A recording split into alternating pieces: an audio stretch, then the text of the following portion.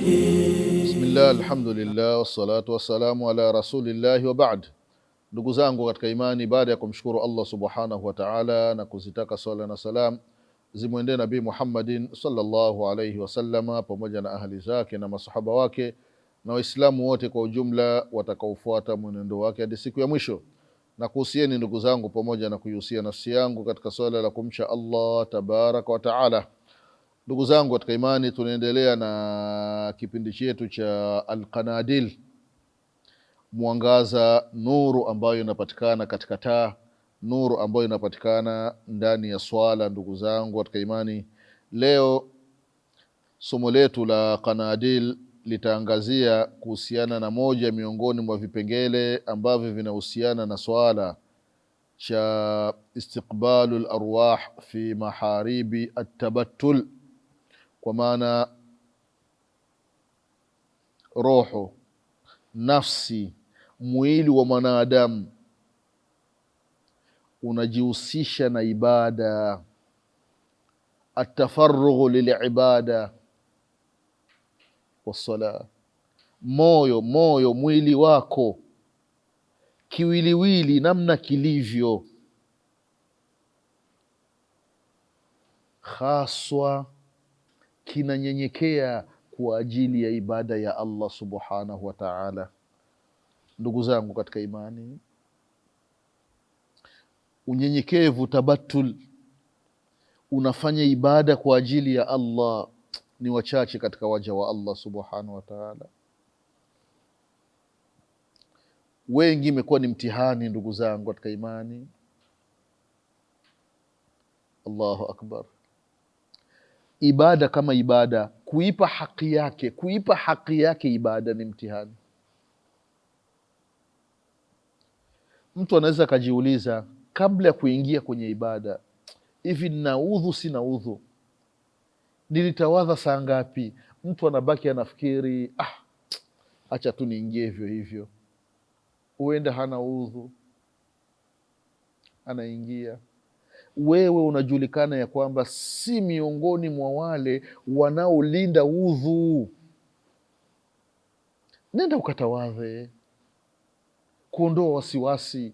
Ingia katika ibada ukiwa na moyo mkunjufu, umetawadha,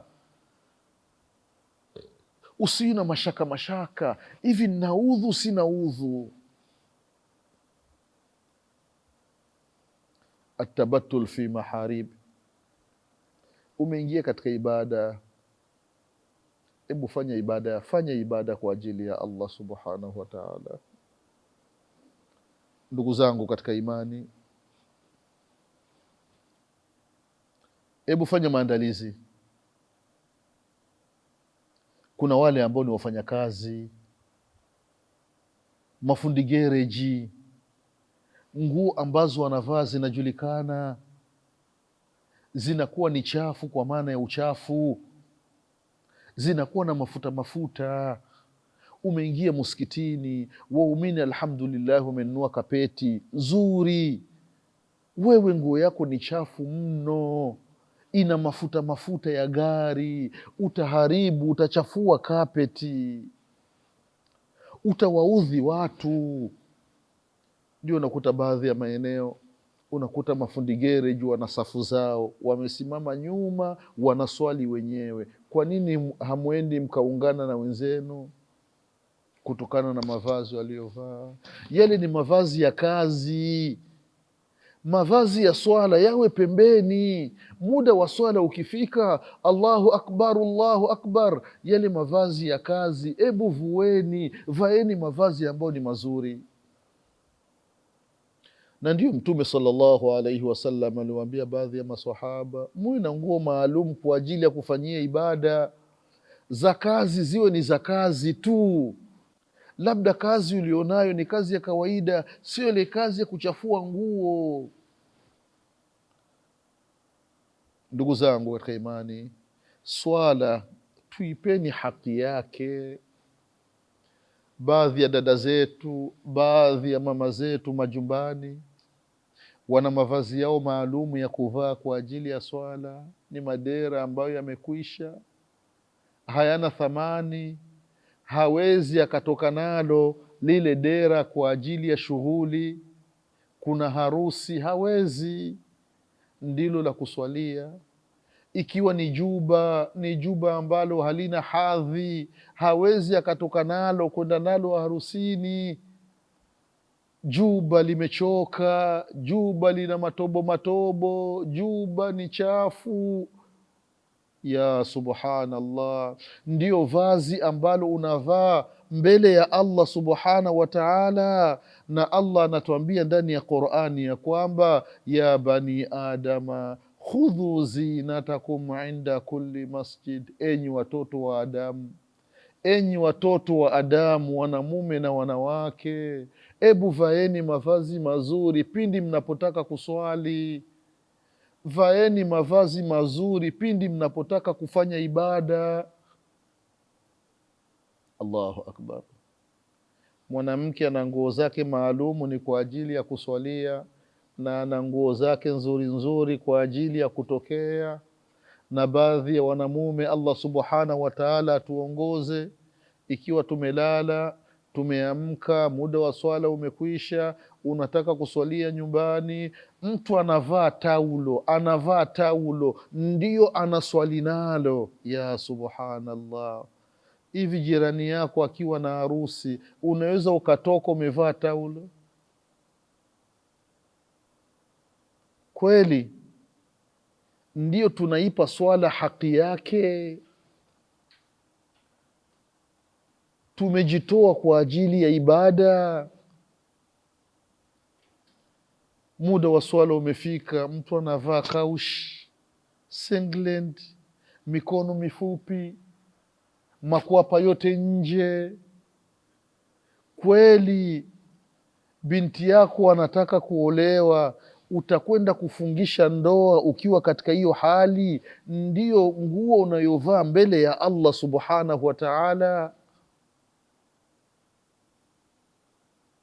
Hii atabatul, kujikita, kujipinda kwa ajili ya ibada. Ibada tumeipa haki yake, ndugu zangu katika iman.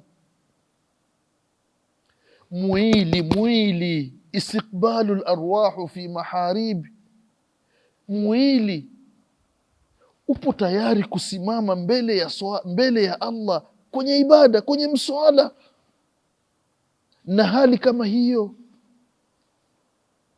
ndugu zangu katika imani, tujitahidini, tufanyeni maandalizi ya kutosha. Nguo ambazo ni nzuri tuwe tunazitumia wakati wa ibada. Pendeza kwa ajili ya Allah subhanahu wa taala, kama tunavyopendeza tukiwa harusini, vile vile kwa Allah tunasimama mbele ya Allah, tupendeze. Abdullah ibn Umar radhiallahu anhuma, muda wa swala ukifika, anajipodoa, anavaa nguo nzuri. Watu wanadhani ya kwamba kuna sehemu anataka kwenda, anamwambia kwamba hapana, nataka kuongea na Allah subhanahu wa taala. Amevaa mavazi ambayo ni mazuri. Lakini cha ajabu, nguo ambayo mwanadamu ameswali nayo, akiambiwa ya kwamba bwana kuna mwaliko sehemu, ataingia ndani, zile nguo alizoswali nazo atazivua, atabadili, atavaa nguo nyingine. Kwa nini unabadili? Unaona kwamba hizi hazifai kwenda nazo sehemu, lakini mbele ya Allah ndio naona ni bora. Ya Allah, ndugu zangu katika imani, wanamume pamoja na wakina mama, tujitahidini katika masala ya ibada, hasa katika mavazi. Tuvae mavazi yaliyokuwa mazuri. Mwanamke, joho lako la thamani, joho lako nzuri, katika nguo ambazo unazipenda, ndio huo unazitumia wakati wa ibada. Kuna baadhi ya watu wanajua kwamba katika mavazi waliokuwa nayo kwamba nguo fulani na nguo fulani na nguo fulani ni nguo ambazo wanazipenda kuliko nguo nyingine. Hizo ni nzuri hizo. Wakati wa ibada tupendeze kwa ajili ya Allah subhanahu wa taala, tuvae nguo ambazo ni nzuri. Ndugu zangu katika imani, tukifanya hayo imani itazidi. Ukivaa nguo nzuri wakati wa ibada, we utaona imani yako inazidi. Na ukivaa milembe, nguo za ajabu ajabu kwenye ibada, utaona imani yako ipo pale pale au imani yako itashuka. Allahu akbar. Vile vile ukivaa nguo nzuri, unaona mwili wako umetulizana. Kwa hiyo ndugu zangu katika imani, pale unapokuwa umefanya maandalizi kwa ajili ya ibada, ni moja miongoni mwa sababu za kufutiwa madhambi. Allah, ndugu zangu katika imani, viwiliwili vyetu tuwe tunaviandaa vya kutosha kwa ajili ya ibada. Tufanye maandalizi ya kutosha. Uingie katika ibada ukiwa na furaha. Ingia katika ibada ukiwa na furaha na ukiwa na hamu kwamba mimi naenda kuongea na Allah subhanahu wa ta'ala. Usiingie katika ibada kana kwamba unalazimishwa, ili mradi tu. Kuna wale ambao wanasimama katika ibada, unaona alama ya uvivu katika swala. Swala kama hizi ndugu zangu katika imani hazipendezi, wala hazifai, haziridhii Allah subhanahu wa ta'ala. Allah ndugu zangu katika imani, wanamume kwa wanawake, tuvaeni mavazi yaliyokuwa mazuri wakati wa ibada. Kuna wale ambao wanavaa, hasa baadhi wanamume, mtu unavaa nguo ambayo ni fupi, ukienda rukuu mkono mmoja unakuwa upo nyuma unashika nguo, ukienda sijida vile vile. Tunaharibu swala ndugu zangu katika imani. Unaona nguo uliyovaa ni fupi, kwa nini usivae nguo ndefu? Mkono mmoja umeenda sijida chini, mkono mwingine upo unashika nguo huko. Allah ndugu zangu katika imani, tunaingia katika maharib, katika mihrab, sehemu ya ibada. Tujiandae ipasavyo kwa ajili ya kuongea na Allah subhanahu wa ta'ala. Tunamwomba Allah subhanahu wa ta'ala atujalie tuwe tunavaa nguo ambazo ni nzuri wakati wa kufanya ibada. Tunamwomba Allah subhanahu wa ta'ala atujalie tuwe tunapata ladha ya ibada.